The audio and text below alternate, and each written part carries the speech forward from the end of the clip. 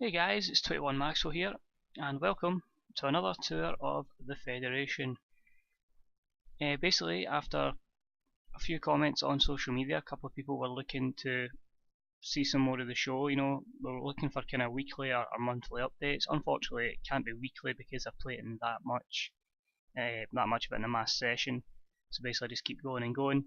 This is just another kind of update video. Basically, since the last video, I've already played maybe 2 months, just over 2 months. But finally, as you can see, Cult, and this is just basically another roundup just to show how we got to Cult, who's took us to Cult, where we're going for now, and future booking plans and such. So I'm going to show you just quickly, as I say, we're Cult now.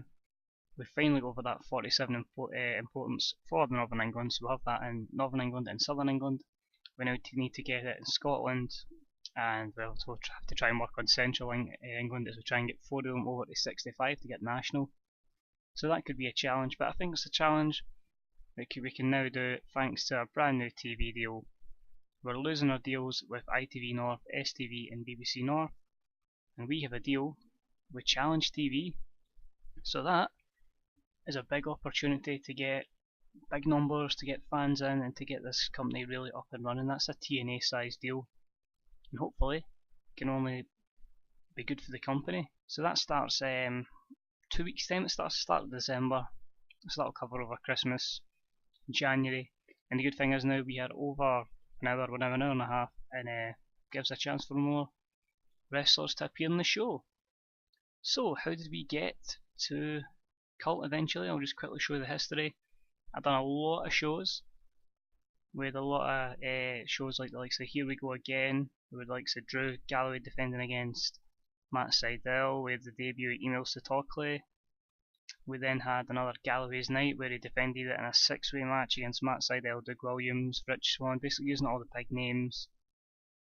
And then the likes of Date with Destiny, that was our big WrestleMania like show, I'm going to call it. That was Date with Destiny 1. So with the likes of Chuck Taylor beating Matt Hardy, with Rich Swann against Matt Sydal, with Drew Galloway against Elijah Buck, which really pulled in a good rating as well. And that got us a really good show. And then just because I had to keep pushing shows to try and get to Cult before the new TV deals came, we had big shows with the Big Weekend, Part 1 and Part 2. We also had the All-Star Weekend with Way I Man. We went up to play again Northern England. And then my big show here, Welcome to the Cult, where thankfully, because of our alliance loan with Wrestle 1 and TNA, we could bring in a lot of TNA guys for next to nothing. So I was able to get a hold of likes of Jeff Hardy, Samoa Joe, Austin Aries, and just they kind of guys just helped us get to the next level.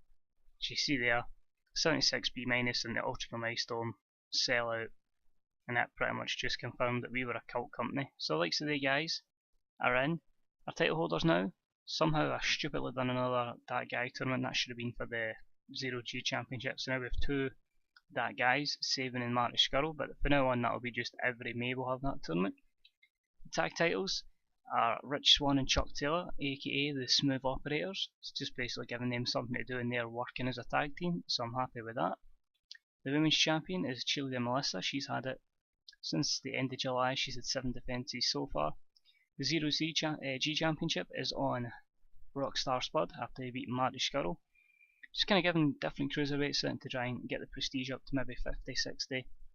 And we'll give it to lesser guys.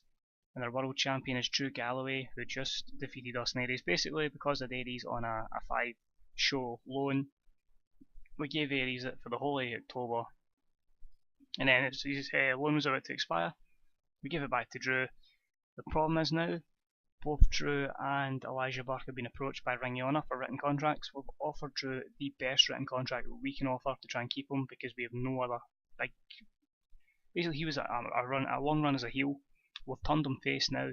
He was going to have a long face run against a lot of heel challengers he'd never faced before. If we lose him, it's going to be massive, because I really don't have any other big faces, so we're going to have to build someone else up. But for now, we're going to give him the biggest deal possible, and hopefully that he'll stay. In saying that, as we now go to our roster, there is a lot of new faces coming in the last couple of just since we've turned Cult. I've just brought in so many guys now that my roster's actually stacked. Like the new people in, we've got Amazing Con coming in, Angel Williams is in, I brought in Bobby Fish just for another one in the mid card, although he says he can do main event. We've brought in Dave Christ instead of, we've still lost Jack Christ, but we've brought in Dave, so hopefully when when Jake Christ wants to come back, we'll have the Christ brothers as a tag team. We've got Delirious. We have the new stable, which consists of Harry Smith. If I scroll down here, Natty Neidhart, and of course we'll get Teddy Hart in there as well, and Jack Evans. That is basically, I think I called them the Canadian Hearts. That's going to be a heel stable. There's big plans for them. Natty's going to be the manager, but she is going to be basically the cornerstone of the women's division. I also brought in John Hennigan. I don't know whether I'm going to change his name, but he's in. He's on a written deal, so I'm going to push him to the moon. And because we're a alliance deal with TNA and Wrestle 1, we actually got PWG involved as well, which has allowed me to bring in Kenny Omega in a loan deal. And because I'm such a mark, we brought in Brian Mayers as well, so he's going to have a good wee push as a face. I think we've got him for 6 shows. We've got him for 8 appearances. That's even better. That's perfect. So he's going to be here for a while, so that's good. We have Loki in now in a pair appearance deal instead of his loan deal. So Jeff Hardy's got one more appearance on his loan deal, so he'll be at this upcoming event. Just see who else we brought in. Paul London came in. We've got Manic as well, but I've changed him back to Puma, so because of the whole situation, we just called him Puma 2. And he's got his own mask for this company. Other new signings, I would just maybe say we've got the Alpha Female, and for the tag division we also have the new team of Pete Dunne and Mark Andrews, the Welsh version, who are called Flippin' Flag. But through that anyway, as the teams, Flippin' Flag, yep. Project Eagle are in, so that's Chris Travis and Mark McKirby. The Royal Renegades, that'll probably now be inactive, so I'll just go inactive regular because Big Damo's going to get a push. Team Canada, Jack Evans, Teddy Hart, the Bucky Boys, the Female Empire. I was going to push them as a dominant heel female tag team with Amazing Kong and the Alpha Female, maybe even put them into the men's competition. And of course, the tag team champions, the Smooth Operators. They're so good together, it's amazing. Just quickly save that to make sure everything's fine. And your stables, obviously the Legion are done. They should be inactive now because Drew's a face. But the Canadian Hearts, I'm looking forward to it. It should be a good wee stable, and hopefully that will push on. I'm not wanting to debut them on your telly just yet. I was going to leave them for on your telly. I was going to leave them on next week's on your telly and next week's big show. And the debut was all going to take place on the season premiere on Challenge TV.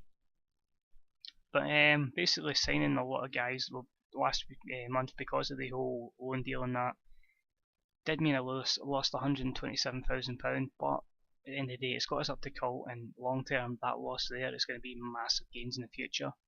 So hopefully this month, well, not so much this month, but next month when we're on television we get more exposure, the money's going to rake in, and then hopefully that 1.2 million will turn into 1.5 and then 2 million.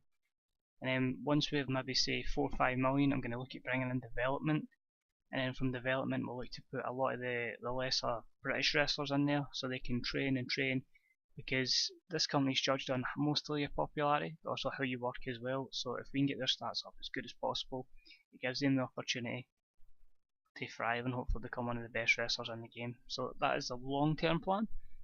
And just to finish up guys, I'm just going to do a quick creative meeting just to let you see who are the guys. So your franchise players are obviously the 2 TNA guys, Hardy and Joe. Get John Hennigan, Drew Galloway and Rich Swann in there as well. Next big things is still just Stevie Boy, so that's one of the guys. He's not really getting much TV time now, but if I can get him into development and get him back out before he's 30, could be a future star. Hot prospects, Stevie Boy, Mark Andrews, Crazy Mary Dobson, Pete Dunne and Kaylee Ray. Look, they're all, apart from Stevie Boy, 23 or younger, so the potential is massive with them. I mean, you could be looking at all of them and say there's a good 13-14 year career with them. Best mic workers, Drew Galloway, Elijah Burke, Jeff Hardy, Samoa Joe and Delirious. Showstoppers are John Hennigan, Paul London, Jeff Hardy, Jack Evans and Chuck Taylor. Ring generals, Samoa Joe, Paul London, Children Melissa, Matt Seidel and Matt Hardy.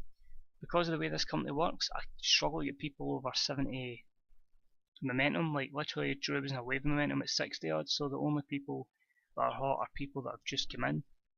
And then over time this will just shrink, so we'll get Samoa Joe, Jack Evans, Brian Myers, Kenny Omega and Puma 2. Who's not?